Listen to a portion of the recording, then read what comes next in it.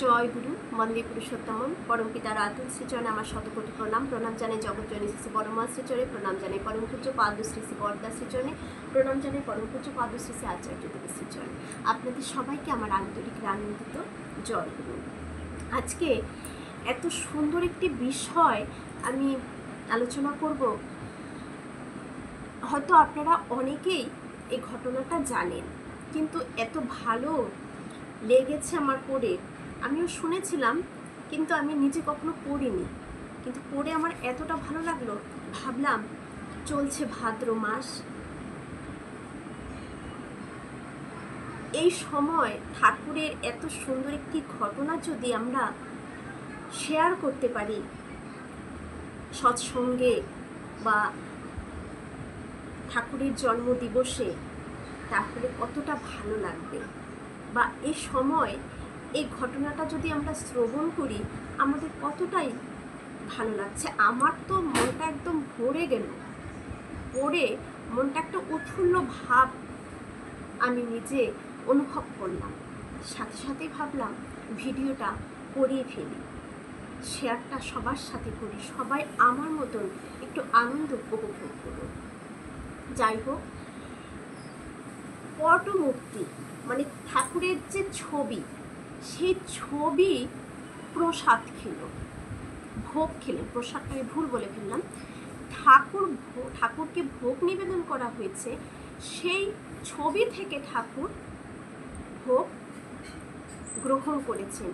সেটা অনেক মায়েরা দেখতে পেলেন যে ঠাকুরের মুখে, সেই পটের মধ্যে, মুখের মধ্যে অন্ন লেগে রয়েছে।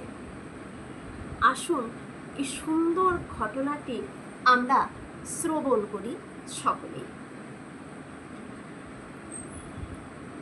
1327 সালের আশ্বিন মাসে শ্রী শ্রী ঠাকুর কলিকাতা হরতুকি বাগান লেনের বাটিতে অবস্থান করিতেছেন।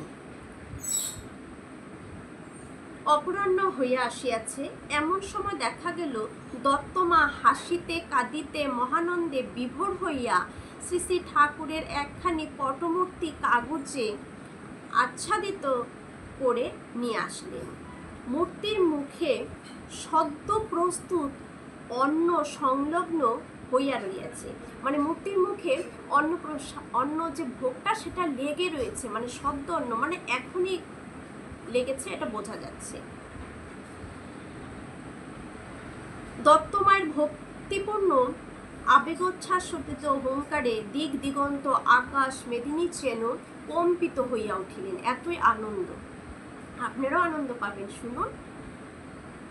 তিনি আনন্দ অশ্রু বিসর্জন করতে করতে বললেন, ঠাকুর যে কি বস্তু এখনো আপনারা বুঝতে পারেননি।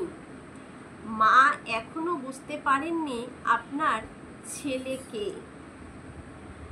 মাতা মনমোহিনী দেবীকে বলছেন, মা এখনো বুঝতে পারেননি আপনার ছেলেকে। কত কি কাণ্ড হইতে লাগিল। ভক্তদের মধ্যে একটা হুলস্থুল পড়িয়া গেল। অনেকে সেই পটের মুখে প্রসাদ এক এক কণিকা গ্রহণপূর্বক ধন্য, ওই পটের মুখ থেকে একটু একটু প্রসাদ সবাই নিয়ে, একটু একটু কোনা নিয়ে নিয়ে সবাই ধন্য করলো নিজেকে। সবাই প্রসাদ মুখে নিয়ে খেয়ে খেয়ে একটু করে ধন্য হচ্ছেন। তো সেই দত্তমা তার মেয়ের বাড়িতে, তার কন্যার বাড়িতে গিয়েছেন, তার পূর্ব গুরুদেবের মাতা ঠাকুরানীকে নিয়ে। তো যাওয়ার পর বলছেন তার কন্যাকে, কিরে তুই তো ঠাকুর দর্শন রোজ করতে পারিস না, তাহলেও তোর ভেতরে এত আনন্দ কেন? তখন সে কন্যা তার মাকে বলছেন, আমি ঠাকুর দর্শন করতে না যাই, ঠাকুর রোজ আমার কাছে আসেন। আমি যখন রোজ ঠাকুরকে খাবার নিবেদন করি, তখন ঠাকুর সে খাবার গ্রহণ করেন, তারপর আমি সেই প্রসাদ খেয়ে থাকি।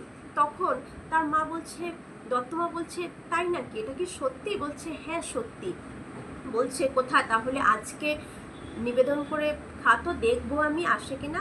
বা ঠিক আছে। তখন যাই হোক, কন্যা খেতে বসেছেন, তার আহারাদি সামনে নিয়ে আসা হলো। তো ঠাকুরকে নিবেদন করছেন সে কন্যা। তখন ঠাকুর সে কন্যাকে বলছেন, আজকে সবার সামনে আমি গিয়ে খাবো না, আজকে আমি পটমূর্তিতে খাবার গ্রহণ করব। তো কন্যা হেসে উঠলেন। তো হাসি শুনে তার মা দত্তমা বললেন, কিরে তুই হাসছিস কেন? বলছেন, ঠাকুর বলছেন মা, আজকে তিনি সামনে বসে সবার সামনে খাবেন না, তিনি পটমূর্তিতে আজকে ভোজন গ্রহণ করবেন, ভোগ গ্রহণ করবেন।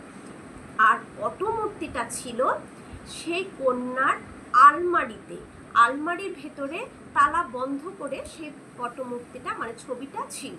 তখন সেই গুরুমা, দত্তমা, তার কন্যা সকলে মিলে গিয়ে আলমারির তালাটা খুললেন। যখনই আলমারির তালাটা খুললেন, দেখে ঠিক সদ্যজাত মানে তখনেরই অন্য 20-25টা অন্য মানে সদ্যজাত, যেটা মানে সাথে সাথে সেটা কিন্তু বোঝা যায়, আর আগের থেকে যদি লাগিয়ে রাখে সেটাই কিন্তু আরেক রকম হয়। দেখে সদ্যজাত অন্য 20-25টি দানা ঠাকুরের মুখে চতুর্দিকে লেগে রয়েছে। এই দেখে সে দত্তমা তাড়াতাড়ি পটটাকে বের করে নিয়ে এসে সেটা তিনি কাগজে পেঁচিয়ে নিয়ে তারপর সবাইকে দেখালেন যে কিভাবে ঠাকুর পটমূর্তি থেকেও ভোজন গ্রহণ করেন। আমরা অনেকে ভুল করে থাকি, বাড়িতে আমাদের ঠাকুর ঘরে যে পটমূর্তি রয়েছে আমরা ভাবি এটা তো একটা কাগজের ফ্রেম, তাই ঠাকুরের সামনে আমরা যেমন তেমন করে গিয়ে বসে পড়ি, ঠাকুরের সামনে যেমন তেমন ভাবনা ভাবি, ঠাকুরের সামনে কত রকম বাজে আচরণও আমরা করে ফেলি। কিন্তু সৎসঙ্গে ঠাকুরের সামনে বসে খারাপ আলোচনা করছি, হিংসে করছি, একে আঘাত দিয়ে কথা বলছি, কিন্তু স্বয়ং যে ঠাকুরের সেখানে বিরাজ করেন আমরা বিশ্বাস সেটা কিন্তু করতে পারি না, কিন্তু ঠাকুর বিরাজ করেন। এমন একটি ঘটনা আছে যে সৎসঙ্গে প্রদীপের তাপে সেই পটের মধ্যে লেগে যাওয়ার পরে ঠাকুরের কি ক্ষতি হয়েছিল সে ঘটনাটাও কিন্তু রয়েছে, সেটাও আমি একদিন আলোচনা করব, কিভাবে ঠাকুরের গা পুড়ে গিয়েছিল সে সৎসঙ্গের পরে। তাহলে দেখুন, আমরা যখন বাড়িতে ঠাকুরের সামনে যাব, সে ঠাকুর যে স্বয়ং আমার সামনে বসে আছেন সেটা কিন্তু আমাদের পুরোটা অনুভবের ব্যাপার। যত আমরা তাকে নিয়ে চলবো, যত ভালোবাসবো, যত নাম করব, তত বুঝতে পারবো তিনি স্বয়ং বিরাজমান সেখানে, তিনি স্বয়ং থাকেন, তাই সব জায়গায় তিনি বিরাজ করেন। আমরা পরীক্ষা করে ভুল করি, আমরা বিশ্বাসটা আমাদের টলমলে বলে আমরা বুঝতে পারি না তিনি সর্বক্ষণ রয়েছেন। এই যে আমি এখন বলছি না, তিনি স্বয়ং কিন্তু এখানে রয়েছেন। এই যে আপনারা এখন শুনছেন, আপনার কাছে তিনি স্বয়ং রয়েছেন। এখনই তাড়াতাড়ি ঠাকুরকে প্রণাম করুন। দয়াল, তোমার চরণে শতকোটি প্রণাম, শতকোটি প্রণাম ঠাকুর, তুমি আমার সাথে থেকো, আর আমি যেন তোমার মনের মতন হয়ে উঠতে পারি। সবাই প্রণাম করুন, ফিল করুন তিনি আছেন আমাদের সাথে। জয় গুরু।